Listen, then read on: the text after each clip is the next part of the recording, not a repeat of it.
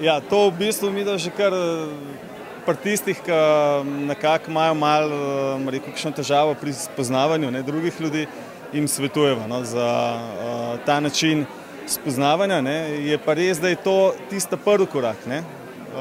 Pol vse od tega naprej koraka, ko se enkrat spoznaš, na internetu, oziroma pač na internetu, ko pride do tega prvega kontakta, je pa potem vsaka vrlina od posameznika, kako pol to naprej spele pa realizira.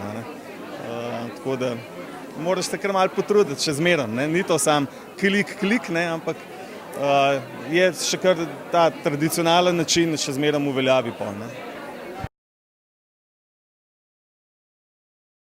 Je šlo tako, kad gre po vseh teh korakih, ko grejo zdaj, ko se prijavljajo na on, go, no go, imaš šanse, nimaš šanse, pogovarjanje preko raznih chatov in tako naprej, pa potem pač prvi stik v živo, ki je pa zelo pomembno, da se od prvega klika pa od prvega go, bom rekla, da se ta potem prvi stik v živo zelo hitro zgodi.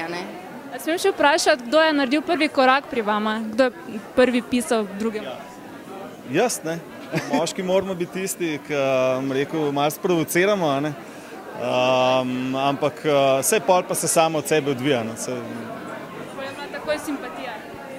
Tako, ja, v bistvu imel je tudi pravo sliko, tako da v bistvu že tukaj bila neka iskrenost in pa tudi nek pravi opis oziroma opis, ki pritegne, tako da v bistvu me je to pritegnilo pol.